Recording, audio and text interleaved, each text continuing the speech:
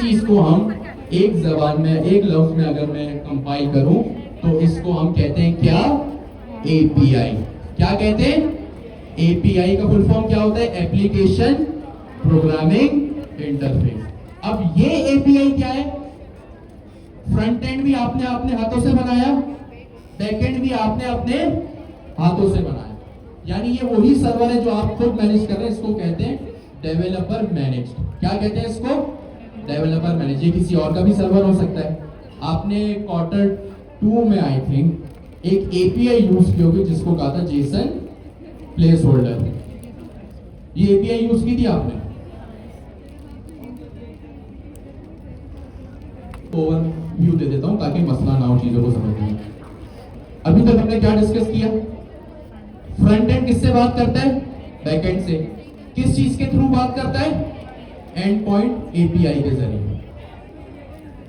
इसकी आसान एक्सप्लेनेशन ये है, अगर आपसे कोई पूछे या आपको समझने के लिए कि भाई एपीआई क्या होता है, आपको पता है घर का एड्रेस होता है या किसी भी चीज का एड्रेस होता है, और ये क्यों जरूरी है? भाई जाहिर सी बात है, जब तक यूआरएल नहीं होगा मैं कॉल कैसे करूंगा? मेरा बैकएंड मेरे फ्रंट एंड को या मेरा फ्रंट एंड मेरे बैकएंड को कॉल कैसे करेगा? अगर आसान लफ्जों में मैं कहूं ना भाई, अगर मुझे आपको कॉल करनी है तो मुझे किस चीज की जरूरत पड़ेगी? आपके कॉन्टैक्ट नंबर की। किस चीज की जरूरत पड़ेगी? आपके कॉन्टैक्ट नंबर की जरूरत पड़ेगी। अगर मेरे पास आपका कॉन्टैक्ट नंबर होगा तो ही मैं आपको कॉल कर सकता हूं। तो आप यूं भी याद रख सकते हैं कि एपीआई का जो यूआरएल होता है वो किसी ना किसी सर्वर का फोन नंबर होता है। अब वो चाहे लोकल होस्ट 800 हो या वो कोई रेलवे पे डिप्लॉयड, एडब्ल्यूएस पे डिप्लॉयड कोई यूआरएल हो, वो बात की बात है। ये बेसिक है, ऑलरेडी आपको पता है, लेकिन इसका कोई ओवरव्यू जरूरी है ताकि चीजें आसान हो। आपका फ्रंट एंड नेक्स्ट.js किस यूआरएल पे चलता है? अभी लोकल की बात कर रहा हूं, लोकल होस्ट 3000। बैकएंड किस पे चलता है आपका? फास्ट एपीआई का। फास्ट एपीआई बैकएंड यूआरएल किस पे चलता है? लोकल होस्ट 8000 पे। फ्रंट एंड आपके बैकएंड से बात करेगा। आपका फ्रंट एंड तो आपके बैकएंड को जानता ही नहीं है, तो वो कैसे बात करेंगे आपस में? जो मैं इतनी बातें कर रहा हूं कि भाई रिक्वेस्ट फ्रंट एंड से जाएगी बैकएंड पे, और जाहिर सी बात है जब बैकएंड पे चीज प्रोसेस हो जाएगी तो फ्रंट एंड पे अपडेटेड डाटा भी तो आएगा। तो यानी आपका फ्रंट एंड रिक्वेस्ट करेगा बैकएंड को और बैकएंड रिस्पांस रिटर्न करेगा किसको? फ्रंट एंड को। सही है? ये है एपीआई या एंड पॉइंट या फोन नंबर। एपीआई आसान लफ्जों में क्या होते हैं भाई? आपके फोन नंबर्स होते हैं।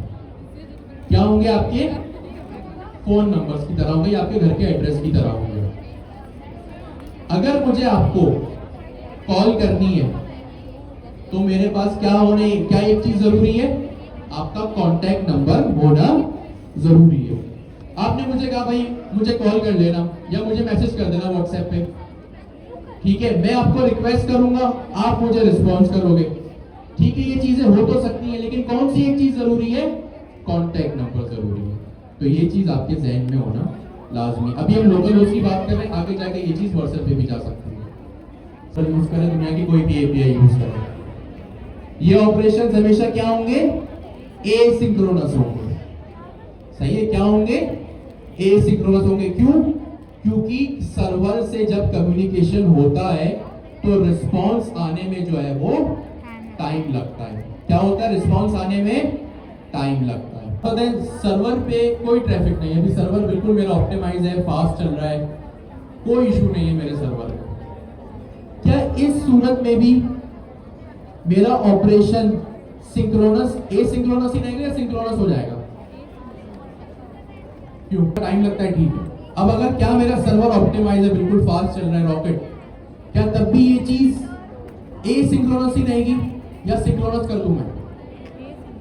ये चीज हमेशा और हमेशा सर्वर पे रिक्वेस्ट भेजना, रिस्पांस लाना, ये चीज हमेशा क्या रहेगी? एसिंक्रोनस रहेगी। इसकी एक सीधी सी मिसाल है, अभी मैंने आपको कहा ना कि भाई सर्वर पे रिक्वेस्ट करते हो तो किसके थ्रू करते हो, मोबाइल नंबर के थ्रू या एपीआई एंडपॉइंट के थ्रू। सपोज मैं आपको कॉल कर रहा हूं, सही है। अब जैसे मेरा सर्वर ऑप्टिमाइज था ना, आप भी बिल्कुल ऑप्टिमाइज है। आपको पता है मैं आपको कॉल करने वाला हूं, आपने फोन बिल्कुल अपना हाथ में रखा हुआ है। जैसे ही जो है वो मेरी कॉल आई, आपने फोन क्या किया, रिसीव कर लिया। अब मुझे एक बात बताएं, चाहे ये चीज जितनी भी तेज क्यों ना हो, मैंने आपको फोन किया और ये चीज जितनी भी आपने तेजी से मुझे रिस्पॉन्स क्यों ना किया, जब मैंने आपको फोन किया एक बेल तो रिंग होगी ना, यस और नो। तो ये इसकी वजह से क्या है, अब जैसे मैंने आपको कॉल की, वो जो बेल रिंगिंग का टाइम है ना, ये जो आप कह रहे हैं ना सर्वर पे रिस्पॉन्स आने में टाइम लगता है, ये वो ही टाइम फ्रेम है कि मैंने रिक्वेस्ट की, यानी यहाँ पे जो मेरे मोबाइल में ग्रीन बटन है उसको प्रेस किया, मैंने फोन नंबर मिलाया, वो क्या था, एपीआई का यूआरएल, वो क्या था, एपीआई का यूआरएल। जैसे ही मैंने वो ग्रीन बटन प्रेस किया, अब मैंने क्या किया, आपके मोबाइल पे रिक्वेस्ट कर दी, यानी आपके सर्वर पे मैंने रिक्वेस्ट की। अब आप मुझे बताएं, अब जाहिर सी बात है वो जो बेल रिंगिंग का टाइम है ना, इसी चीज को हम कहते हैं कि सर्वर से रिस्पांस आने में टाइम लगता है। इसकी एपीआई बनाई। अभी हमने यूजर पर्सपेक्टिव से सब देख लिया।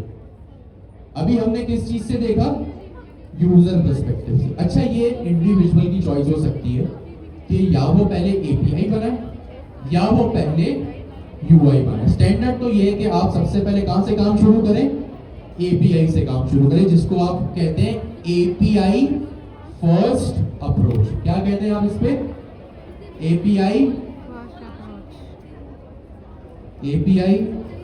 फर्स्ट।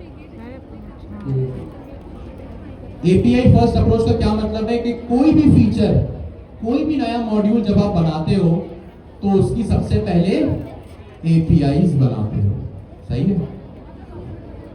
और वो स्टैंडर्ड क्या होगा, सबसे पहले वर्चुअल एनवायरनमेंट बनेगा। आप देख सकते हैं कि सबसे पहली डायरेक्टरी का सबसे पहला फोल्डर कौन सा है, .venv का। इसका मतलब क्या है कि मैंने वर्चुअल एनवायरनमेंट पहले से बना लिया है और अब मैं उसको करूंगा एक्टिव। और वर्चुअल एनवायरनमेंट सबसे पहले क्रिएट होता है, फिर एक्टिव होता है, फिर उसके बाद उसमें सारी इंस्टॉलेशन पैकेजेस की होती है।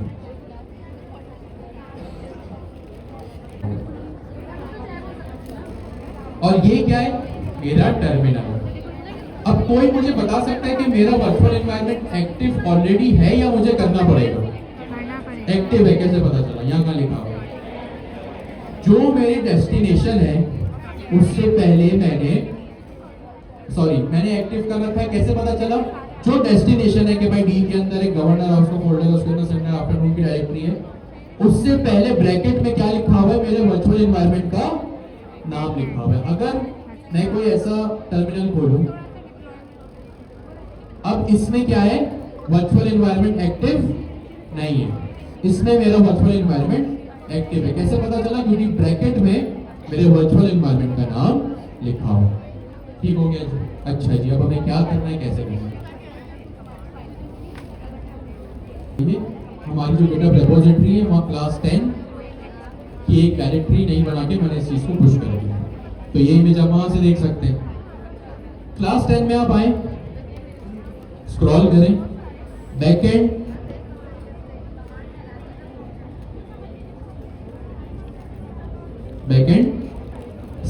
बैकएंड सेटअप होने से क्या क्या होगा, सॉरी कैसे कैसे होगा, ये सब लिखा हुआ है मैंने भाई कि यूवी का प्रोजेक्ट बनेगा, वर्चुअल एनवायरनमेंट, कौन कौन से पैकेजेस इंस्टॉल होंगे ये भी मैंने ऑलरेडी यहाँ पे लिखा हुआ है, सही है। फ्रंट एंड कैसे सेटअप होगा वो भी मैंने यहाँ पे लिखा हुआ है। अच्छा, सेटअप आप Next.js का एक स्पेशल वर्जन इंस्टॉल करेंगे 16.0.10। आप सब कोशिश करें कि इसी वर्जन को इंस्टॉल करें @latest या विदाउट सिर्फ npx create next ऐप मत कीजिएगा, क्योंकि आजकल रिएक्ट में क्या चल रहा है, रिएक्ट के सर्वर कंपोनेंट्स में बहुत बड़ा बग आया हुआ है। तो अगर आपने वो एप्लीकेशन बनाई तो वर्सल उसकी डिप्लॉयमेंट करेगा ही नहीं, उसकी डिप्लॉयमेंट वहीं फेल कर देगा, फिर आपको मैन्युअली उसका पैकेज अपडेट करना पड़ेगा, जो कि एक खावा का एक्स्ट्रा टास्क हो जाएगा आप लोगों को। सही है, इफेक्टिव से ही लिखा हुआ है, यानी एपीआई फर्स्ट, यानी सबसे पहले आप बैकएंड बनाओगे, फिर फ्रंट एंड, फिर क्या होगा आपका, अच्छा डेटाबेस बैकएंड के साथ ही आ जाएगा। ये तो बस एक आइडिया के लिए मैंने लिखा कि भाई आप वर्सल पे किस तरह नियॉन डीबी सेलेक्ट करोगे, ये सारे स्टेप्स यहाँ पे लिखे हुए हैं। सही, ये चीज। कोडिंग स्टार्ट करने से पहले एक और चीज आप पूछ सकते हैं कि भाई हम तो हर चीज स्पेक किट के थ्रू कर रहे हैं, मैं यहाँ पे मैनुअल क्यों कर रहा हूँ, मैं यहाँ पे स्पेक किट क्यों नहीं कर रहा?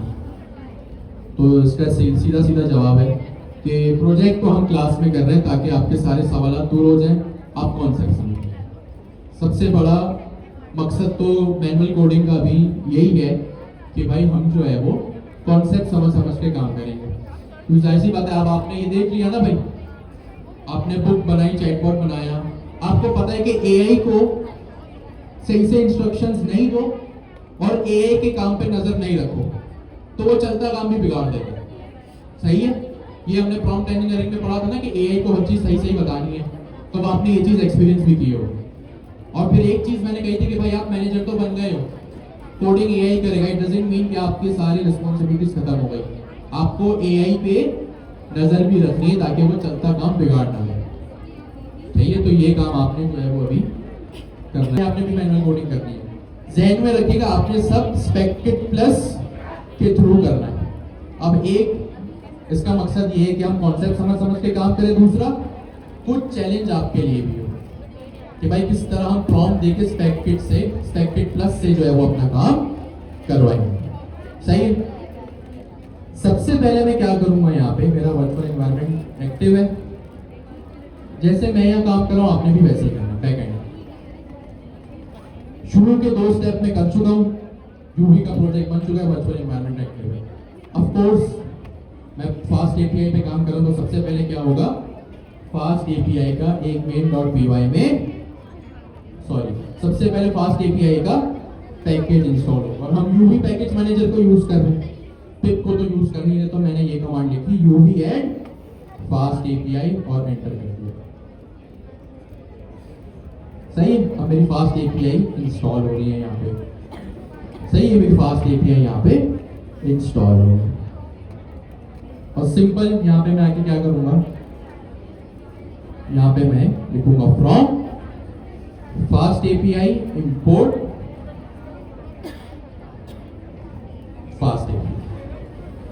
मैं इसका एक इनिशियलाइज करूंगा इस क्लास को, और इस तरह मैंने इसको क्या किया, app is equals to fast API, यानी मैंने क्या किया इसमें, अगर हम टेक्निकल अल्फाज में बात करें तो क्लास का इंस्टेंस बनाया या ऑब्जेक्ट मैंने यहाँ पे क्रिएट किया। सही है, इसकी मुझे नीड नहीं है, मैं इसको रिमूव कर दूं। मैंने लिखा, अच्छा अब मैं क्या करूंगा, एंड पॉइंट क्रिएट करूंगा, सिंपल फास्ट एपीआई इंस्टॉल हो गई, फास्ट एपीआई का मैंने जो है वो इनिशियलाइज भी कर दिया। मैंने यह लिखा app.get, अच्छा app.get लिखूं या @app.get लिखूं, @app.get लिखूंगा क्योंकि ये हमें डेकोरेटर की तरह यूज है। इस गेट, ये गेट क्या है, मेरे एपीआई का मेथड है डाटा को गेट करना, नाम से पता चल रहा है मैं कहीं से कुछ लेकर आ रहा हूं। तो मैंने यहाँ पे लिखा $/health। सही है, ऐसे एक स्टैंडर्ड है कि भाई जब भी आप कोई एपीआई नई बनाते हो, मॉड्यूल बनाते हो, तो उसका हेल्थ भी आप अपने प्रोजेक्ट का डिफाइन करते हो। फिर मैंने यहाँ लिखा async def health check, और यहाँ मैंने सिंपल रिटर्न करवा दिया, एक डिक्शनरी रिटर्न करवा दी कि भाई स्टेटस आई एम हेल्दी। सही है, यहां तक किसी को कोई कंफ्यूजन नहीं होनी चाहिए। यूनिकॉर्न क्या है, वो सर्वर जो मेरे फास्ट एपीआई के सर्वर को चलाने का रिस्पॉन्सिबल होता है। सही है, अच्छा अब मैं ऑलरेडी किस में हूं, बैकएंड की डायरेक्टरी में हूं, तो मुझे यह डायरेक्ट क्या करना है, अपनी फाइल का नाम और अपने इंस्टेंस का नाम लिखना। फाइल का नाम है मेरा main.py और इंस्टेंस का नाम मेरा क्या है, ऐप।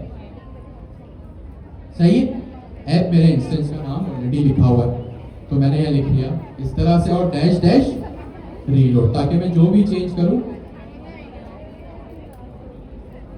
मसला ना हो। और एरर आ गया यूनिकॉर्न, अच्छा, मैंने यूबीकॉन इंस्टॉल नहीं किया शायद, मैंने उसको अलग से इंस्टॉल कर लिया।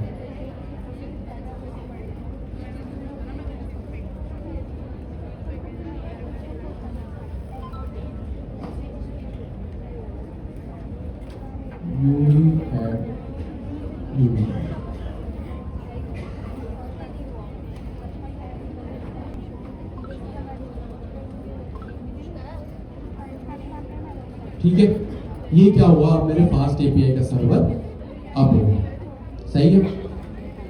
लोकल होस्ट, मैं ब्राउजर पे जाऊंगा और क्या लिखूंगा, लोकल होस्ट 8000/docs। इस /docs का क्या मतलब है कि भाई ये आपको आपकी डॉक्यूमेंटेशन भी ऑलरेडी बना के देता है। ये कैसे आ गया, गेट का मतलब क्या है, मेरा मेथड कि मैं डाटा को गेट कर रहा हूं। /health क्या है, ये /health वही है जो मेरे एंड पॉइंट का नाम है, ये रहा /health।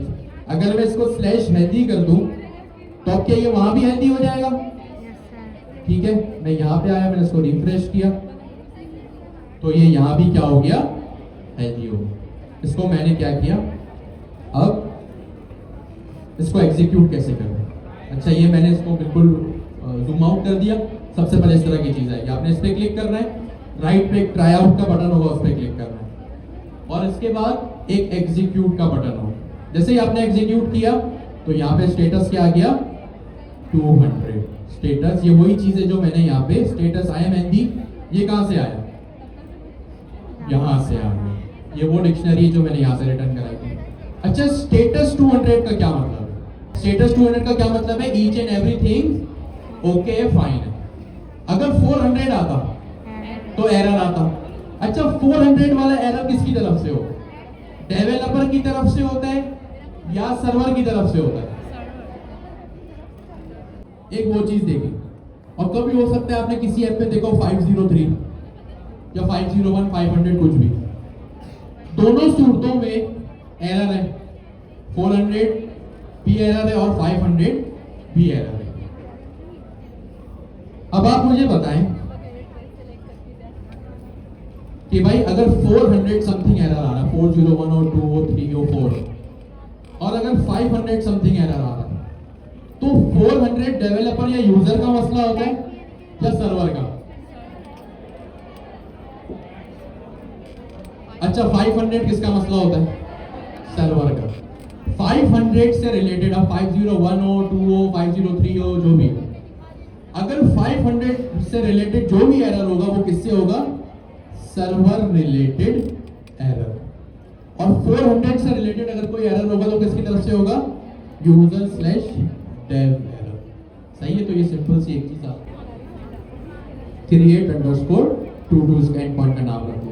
देखिए, पोस्ट के नाम से पता चल रहा है ना कि डाटा क्या करना है, भेजना है। आप इंस्टाग्राम पे, लिंक्डइन पे, अच्छा इंस्टाग्राम से जो चीजें आपको दिख रही हैं, इंस्टाग्राम खोला, दुनिया की कोई भी एप्लीकेशन खोली, जो चीज ऑलरेडी आपको दिख रही है वो कौन सी रिक्वेस्ट होगी, गेट रिक्वेस्ट होगी। कौन सी रिक्वेस्ट होगी, वो गेट होता है। इंस्टाग्राम आपको रिस्पॉन्स भेज रहा है ना कि भाई ये रील्स हैं, ये चीजें हैं, ये पोस्ट हैं, ये मैसेजेस हैं, ये नोटिफिकेशन हैं। नहीं, लेकिन इसका कोर पर्पस यही है, पोस्ट नहीं, पोस्ट में आप ऑफकोर्स यूजर उसको डाटा देगा ना, पोस्ट कैसे डाटा गेट कर सकते हैं। अच्छा जी, अब क्या करें, हमने अपने एंड पॉइंट्स तो बना लिए, एक और एंड पॉइंट बना लेते हैं, @app.get, और इसको क्या बनाए हम, get_to_do। नाम आप कोशिश करेंगे सेंसिबल ही रखें। सही है। यहाँ पे मैंने क्या किया, इसको इस तरह से क्रिएट कर दिया। बॉयज एंड गर्ल्स में से शुरू के 5 रोज की चेकिंग हो गई है। अब नेक्स्ट 5 रोज जो है वो बॉयज और गर्ल्स की, जल्दी से पीछे जाएं। You guys have 2.5 minutes. ये व्हाट्सएप क्या कर रहा है, स्टोरेज ही जो है वो प्रोवाइड करता है। ये मेरा व्हाट्सएप का होम पेज है, लैंडिंग पेज है। यहाँ पे ऊपर टैब पे देखिए इतना सारा, यहाँ पे या तो पढ़ना है।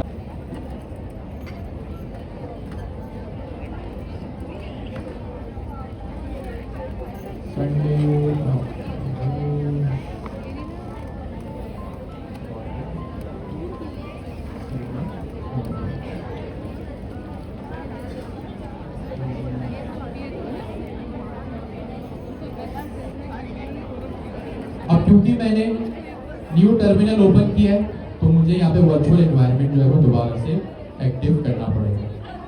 डॉट वी, अच्छा ये पावर शेल है ना, ओहो मैं अपने VS कोड में इसको ओपन करके कनेक्ट कर लेता हूँ। मैं अपने VS कोड के टर्मिनल पे आया और ये काम करूंगा मैं अपने पावर शेल में नहीं, अपने कमांड प्रॉम्प्ट CMD में, जहाँ पे ऑलरेडी जो है वो मेरा वर्चुअल एनवायरनमेंट एक्टिव है। अब यहाँ मैं कौन सी कमांड चलाऊंगा, मुझे अब क्या इंस्टॉल करना है, UV add SQL मॉडल। मैंने इसको इंस्टॉलेशन पे लगा दिया। अब SQL मॉडल क्या होता है आप लोगों को पता है। SQL मॉडल सिंपल सी एक लाइब्रेरी है, बल्कि एक बहुत वास्ट लाइब्रेरी है जो हमारा एक बहुत बड़ा मसला हल करती है। वो क्या मसला है कि पाइथन डेवलपर्स जो है वो डेटाबेस से बात कर सके, इसके लिए क्या हम यूज करेंगे, SQL मॉडल। ये हम क्यों यूज कर रहे हैं, क्योंकि ये एक ब्रिज है, एक कनेक्टिविटी है पाइथन प्रोग्रामिंग लैंग्वेज की और डेटाबेस की। क्या कनेक्टिविटी है, आप सबको पाइथन लैंग्वेज आती है, डेटाबेस के लिए एक बिल्कुल ही अलग लैंग्वेज होती है जिसको कहते हैं SQL, क्वेरी लैंग्वेज जो होती है। अब हमें SQL तो आती नहीं है, तो हम क्या करेंगे, SQL मॉडल को यूज करेंगे। अब ये SQL मॉडल क्या होगा, ये SQL मॉडल लाइब्रेरी मेरी इंस्टॉल हो चुकी है। अगर मैं SQL मॉडल के डॉक्स पे आऊं, ठीक है,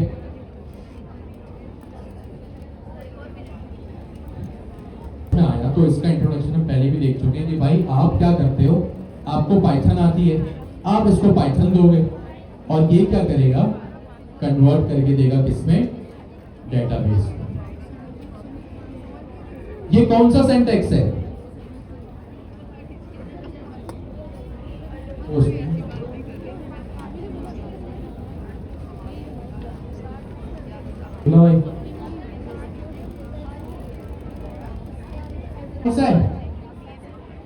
बोले भाई पाइथन का तो है, बट पाइथन में स्पेशली कौन सी चीज है, ये क्लास हीरो। अब होता क्या है, जो मैंने बात कही कि हम पाइथन लिखेंगे, SQL मॉडल को प्रोवाइड कर देंगे। अब सवाल ये आता है भाई पाइथन तो लिखेंगे, बट पाइथन में क्या लिखेंगे, हम पाइथन में लिखेंगे क्या चीज, अपनी ऑब्जेक्ट ओरिएंटेड प्रोग्रामिंग के बेसिक दो चीजें, एक क्लास और दूसरे क्लास एट्रीब्यूट्स। जो मेरी क्लास होगी ना, वो क्या होगा, हमेशा मेरे डेटाबेस का नाम होगा। क्लास क्या होगा, हमेशा मेरे डेटाबेस का नाम होगा। मैं यहाँ पे एक क्लास क्रिएट करता हूँ, थोड़ा सा इसको जूम आउट करता हूँ, ठीक है। मैं यहीं पे एक क्लास क्रिएट करता हूँ और सबसे पहले मुझे एक लाइब्रेरी को इंपोर्ट करना पड़ेगा। अभी जो मैंने SQL मॉडल को इंस्टॉल किया, अब मैं क्या करूँगा, उसको इंपोर्ट करूँगा। क्या बताऊँ, वर्सल नहीं किया है बस वो। अब वर्सल पे जाओ, स्टोरेज पे क्लिक करो, डेटाबेस क्रिएट करने पर 2 बटन क्रिएट प्रेस करना है, सही है। अभी जो मैंने SQL मॉडल को इंस्टॉल किया, मैं क्या करूंगा, उसको इंपोर्ट करूंगा। मैं लिखूंगा from SQL model, import SQL model की एक क्लास और दूसरी क्रिएट इंजन का एक फंक्शन। अभी हम देखते हैं ये दोनों चीजें क्या करते हैं। SQL मॉडल की लाइब्रेरी है और मैं इससे क्या इंपोर्ट कर रहा हूं, फिलहाल 2 चीजें। क्या इंपोर्ट कर रहा हूं, 2 चीजें, एक SQL मॉडल की क्लास और दूसरा क्रिएट इंजन, ठीक है। आपने बस ये चीज समझनी है। कोडिंग तो आपको पता है क्लाउड कोड करेगा, बट आपको पता है कि भाई कि अब हमें पता होना चाहिए कि क्या कोड कर रहा है, वरना चलती चलती चीजें आपने देखा AI बिगाड़ देगा। तो इससे आपको 2 चीज प्रूव हो गई कि भाई प्रॉम्प्ट भी सही से और डिटेल प्रॉम्प्ट देना है, और AI जो काम कर रहा है उसका ट्रैक भी रखना है। सिर्फ आंखें बंद करके यस यस यस प्रेस नहीं करना, वरना वो पिछली चलती चीजें खराब कर देता है। From SQL model, import SQL model और क्रिएट मॉडल। अब इसके बाद मैं क्या करूंगा, एक और पैकेज को इंस्टॉल कर लेता हूँ। आप चाहे सारे एक साथ शुरू में ही कर लें, ताकि बार बार आपको रेपोजिटरी में ना जाना पड़े। इसके बाद एक और पैकेज है यूवी एड। ये एक वो पैकेज है जो एसक्यूएल मॉडल और हमारे पाइथन को डेटाबेस की कम्युनिकेशन में हेल्प करता है। इसको मैंने कॉपी किया, मैं अपने वर्चुअल एनवायरनमेंट वाले टर्मिनल में आया, इसको मैंने ऐड किया, क्लिक कर दिया, मेरे पास एक और पैकेज इंस्टॉल हो गया। आप लोग क्या कीजिएगा आसानी के लिए कि जब पहली दफ़ा क्रिएट करें चीज़ों को तो एक साथ सारे पैकेजेस इंस्टॉल आप कर सकते हैं, वरना आप नहीं करेंगे तो अपने कोडिंग एजेंट को भी आपको फिर बताना पड़ेगा कि भाई अगर कोई चीज़ मेरे सिस्टम में मेरे प्रोजेक्ट में इंस्टॉल कर रहे हो तो वर्चुअल एनवायरनमेंट बना के उसको एक्टिव करके देखो। ये चीज़ आप कहाँ लिखोगे? अगर मैं कहता हूँ अपने कोडिंग एजेंट को ही बता दो, ये चीज़ आप अपने कॉन्स्टिट्यूशन में या स्पेसिफाई में लिख सकते हो। भाई कॉन्स्टिट्यूशन क्या होता है? जहाँ पे आपके सारे प्रोजेक्ट के रूल्स डिफाइन हो, वही ना? ऐसा ही है। कॉन्स्टिट्यूशन का मतलब उर्दू में क्या होता है? कानून, आइन। तो आप ये काम अपने कॉन्स्टिट्यूशन की फाइल में ही लिख सकते हो कि भाई जब भी कोई भी पैकेज इंस्टॉल करोगे या जब भी मेरी कोई पाइथन की फाइल रन करोगे, तुम पर ये लाजिम है कि पहले तुम वर्चुअल एनवायरनमेंट क्रिएट करो, उसको एक्टिव करो, फिर मेरी फाइल्स को रन करो, ताकि ये जो मॉड्यूल नॉट फाउंड के इश्यूज आते हैं ना, ये आना बंद हो जाए। सही है? ये चीज आप बता सकते हो उसको। तो ये जो हमें मॉड्यूल नॉट फाउंड एक दफा सही चला, दोबारा हमने उसको काम किया, उसने किया ही नहीं, module not found, file not found error दे दिया, तो इस चीज से हम बच सकते हैं। मेरी एक लाइब्रेरी यहाँ पे और इंस्टॉल हो गई। एक चीज मैं और इंस्टॉल कर लेता हूँ, यूवी एड पाइथन .env। ये .env की फाइल क्या करेगी? मेरे .env की फाइल से जो है वो चीजों को ऐड करके ले आए। ये लाइब्रेरी भी मेरे पास यहाँ पे इंस्टॉल हो गई, मैंने इसको क्लियर कर दिया। तो अभी मैंने क्या किया? लाइब्रेरी इंस्टॉल की। अच्छा, एक और नीड होगी हमें, मैं इसको भी कॉपी करता हूँ और यहाँ पे एक और चीज को मैंने इंस्टॉल कर दिया। मैंने क्या किया? तकरीबन ये सारी लाइब्रेरीज अपने पास इंस्टॉल कर ली। ये एक फास्ट एपीआई की लाइब्रेरी है, कुछ लाइब्रेरीज या डेटाबेस कम्युनिकेशन के लिए, और एक पाइथन .env की लाइब्रेरी है जो कि क्या करेगी? .env की फाइल से चीज़ों को पढ़ के ला के मुझे प्रोवाइड करेगी। सही है? सिंपल सी चीज़ें हमारी रेपोजिटरी में ये रखा हुआ है, आपने पढ़ के सुकून से चीज़ों को करना है। सही? अब हम आगे बढ़ते हैं। उनकी क्लास और वेरिएबल्स प्रोवाइड करेंगे और वो बदले में हमें क्या देगा? डेटाबेस का टेबल और डेटाबेस के कॉलम्स। क्या कहते हैं इसको? हम इसको क्लास देंगे और क्लास के साथ साथ क्लास एट्रीब्यूट्स देंगे। बदले में हमें क्या मिलेगा? डेटाबेस का टेबल और डेटाबेस के कॉलम्स। सही है? बस सिंपल। क्लास का नाम हमेशा कैपिटल होता है, मैंने कैपिटल रख लिया। स्क्रीन रूम पे चल रहा हूँ। चलिए सही है। मैंने यहाँ लिखा class to do round brackets. अब पाइथन में हर चीज इंडेंटेशन होती है, मैंने लगाया कॉलन। अब इस ब्रैकेट में मैं दो चीजें करूंगा। मैं इस ब्रैकेट में यानी अपनी क्लास में दो आर्ग्यूमेंट्स पास करूंगा। क्या पास करूंगा? आर्ग्यूमेंट। सबसे पहली एसक्यूएल मॉडल, और ये एसक्यूएल मॉडल की क्लास मैंने कहां से इंपोर्ट की? अपने एसक्यूएल मॉडल की लाइब्रेरी से। सही है? एसक्यूएल मॉडल की लाइब्रेरी से मैंने इस क्लास को इंपोर्ट किया। आप सबने ऑब्जेक्ट ओरिएंटेड पढ़ी है, कोई बता सकते हैं यहाँ पे क्या हो रहा है? इनहेरिटेंस हो रही है। आपने जब इनहेरिटेंस पढ़ी थी ऑब्जेक्ट ओरिएंटेड के टाइम पे, इसका क्या एक बहुत बड़ा फायदा था कि आपकी जो भी पेरेंट क्लास होती है ना, उसके सारे फीचर्स होके कहाँ आ जाते हैं? आपके चाइल्ड क्लास में। अच्छा, कैसे बोल दिया आपने इनहेरिटेंस? मैं कहता हूँ यहाँ इनकैप्सुलेशन हो रही है, आप प्रूव करें इनहेरिटेंस कैसे हो रही है। मॉर्फिज्म हो रहा है, यहाँ इनकैप्सुलेशन हो रहा है, यहाँ एब्स्ट्रैक्शन हो रहा है। ठीक है? सपोज आप इंटरव्यू में बैठे, मैंने आपसे पूछा, आपने कहा इनहेरिटेंस, मैं आपका इंटरव्यू कंडक्ट कर रहा हूँ। अब मैंने आपको कह दिया कि आप सही हैं, इनहेरिटेंस हो रही है। आप कैसे प्रूव करेंगे कि यहाँ इनहेरिटेंस हो रही है? सिंटैक्स देख के बताएं। चले, मैं कोई कोड लिखने का नहीं कह रहा। दो रिस्पॉन्स मिले, सही है। और कोई बोलेगा इंटरेस्ट करके? हाँ, बट प्रूव करो ना कैसे इनहेरिटेंस हो रही है। मैं आप में जब कभी किसी क्लास के ब्रैकेट्स में, आसान लफ्जों में, जब कभी किसी क्लास के राउंड ब्रैकेट्स में किसी दूसरी क्लास का नाम लिखा हो तो वो क्या होता है? इनहेरिटेंस होता है। क्या होता है? इनहेरिटेंस। अगर आपसे कोई इंटरव्यूअर या कोई क्विज में पूछे या कभी किसी दूसरे का कोड देखो तो आपको ये चीज नोट करनी है कि भाई अगर किसी क्लास के राउंड ब्रैकेट्स में, आसान से बिल्कुल आसान लफ्जों में कह रहा हूं, अगर किसी क्लास के राउंड ब्रैकेट्स में किसी दूसरी क्लास का नाम लिखा है तो वो क्या होता है? इनहेरिटेंस होती है। मैंने इसको हटा दिया।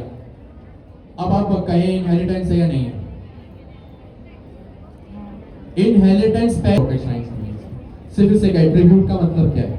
अच्छा, अगर मैं आपसे पूछूं कि भाई उर्दू में इसका डिफाइन करो, टेबल ट्रू है, तो आप क्या समझेंगे? सॉरी, इसका मतलब क्या है? कि भाई मुझे भूख लग रही है, आपने यहां लिखा table is equals to true. इसका क्या मतलब है? कि भाई अभी जो मैंने कहा ना, मैंने आपसे अभी एक बात कही थी कि जब आप एसक्यूएल मॉडल को यूज करते हो तो क्या होता है? आप एक क्लास डिफाइन करते हो और क्लास क्या होता है? डेटाबेस का टेबल बन जाता है। क्लास क्या होता है? डेटाबेस का टेबल बन जाता है।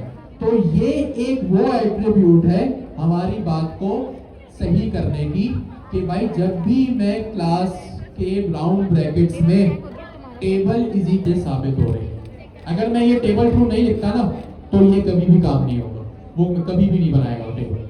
मुझे यहाँ पे क्या लिखना पड़ेगा? Table is equals to true. सही है। और यहाँ पे क्या बात है, इसने मुझे एक और काम मजीद करके दे दिया। क्लास क्या होगा? क्लास क्या करेगी? डेटाबेस का टेबल बनाएगी।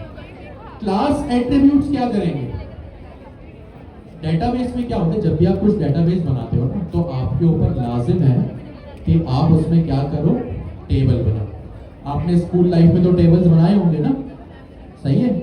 अपनी प्रेजेंटेशन में, पावर पॉइंट में, एमएस वर्ड में, एक्सेल में, एक्सेल तो प्राइम एग्जांपल है इस चीज की, टेबल्स बनते हैं। क्या होते हैं? टेबल्स बनते हैं। अच्छा, एचटीएमएल में भी आपने एक काम किया, टीआर, टीएक्स, टीडी।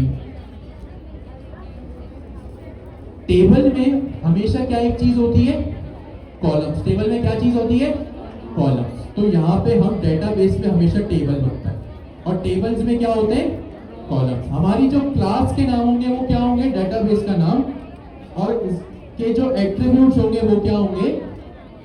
कॉलम्स के नाम होंगे। सही। अगर मैं आपसे कहूं ना कि भाई एक पेन पेपर पे जल्दी से टेबल बनाओ तो आपका एक सवाल होगा, ठीक है टेबल तो मैं बनाऊं, और जाहिर सी बात है टेबल एक स्क्वायर बॉक्स तो होता नहीं है, उसमें क्या होंगे? कुछ ना कुछ कॉलम्स होंगे। आप कहेंगे ठीक है हम टेबल तो बना लेंगे, एक्सेल शीट में मैं आपसे कह रहा हूँ चाहे टेबल बनाए, आप कहेंगे ठीक है हम बना देते हैं, लेकिन आपका फिर एक ये भी सवाल होगा कि उस टेबल के हम कॉलम क्या रखें। सही। अब जाहिर सी बात है सिंपल बुलेट पॉइंट्स तो वो है नहीं, टेबल है। तो अगर कॉलम्स के क्या नाम होंगे? आईडी, टाइटल, डिस्क्रिप्शन और कंप्लीटेड। ये आपके क्या होंगे? कॉलम्स के नाम होंगे। तो ये है क्या भाई? एसक्यूएल मॉडल की एक सिंपल सी क्लास। इसमें कुछ रॉकेट साइंस नहीं है। सही है। इसमें ये आपने क्वार्टर 3 में भी किया, आपने पाइडेंटिक में भी किया, आपने डेटा क्लास में भी किया, बिल्कुल सिमिलर सेम चीजें हैं, कुछ अलग नहीं है इसमें। सिर्फ दो चीजें इसमें क्या अलग है? एसक्यूएल मॉडल की क्लास जिससे इनहेरिटेंस हो रही है और table is equal to true. एक इंपॉर्टेंट चीज, आईडी की यहाँ फील्ड। आपको पता है टू डू में क्या होता है? टाइटल होता है, डिस्क्रिप्शन होता है और कंप्लीटेड होता है। अब इस आईडी फील्ड में क्या लिखा है? यहाँ पे एक सिंटैक्स जो है वो न्यू, इसकी टाइप है। सबसे पहले आपको पता है पाइथन में क्या होता है? हम टाइप हंटिंग कर रहे हैं, टाइप कास्टिंग कर रहे हैं। तो आईडी या तो हमारी नंबर में होगी या एम्प्टी रहेगी। सही है। वैसे इसको एम्प्टी रखने की क्या नीड तो है, वरना वैलिडेशन से मसले आ जाएंगे। फिर यहाँ पे क्या लिखा है? आईडी इज इक्वल्स टू, सारी बातें बंद प्लीज, सारा फोकस यहाँ पे। ID is equals to field. Database में टेबल होता है, टेबल में कॉलम होते हैं।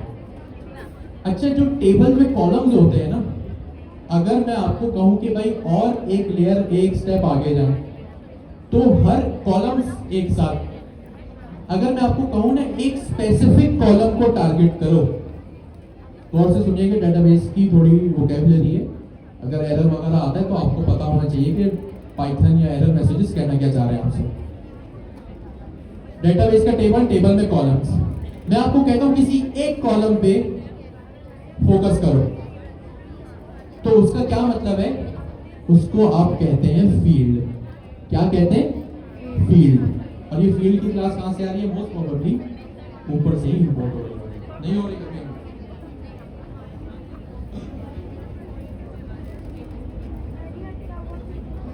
सही है। एसक्यूएल मॉडल की लाइब्रेरी है, अभी हमने एसक्यूएल मॉडल लिखा, क्रिएट इंजन लिखा, और एक और चीज हम लिखेंगे यहाँ पे, फील्ड। सही, और ये फील्ड हमने यहाँ पे यूज किया। इसमें दो पैरामीटर्स हैं, अब ये भी एक क्लास है, डिफॉल्ट नन, प्राइमरी की ट्रू। डिफॉल्ट नन का आपको पता है बाय डिफॉल्ट ये एम्प्टी होगी। प्राइमरी की का क्या मतलब है? किसी को पता है प्राइमरी की डेटाबेस में क्या होता है?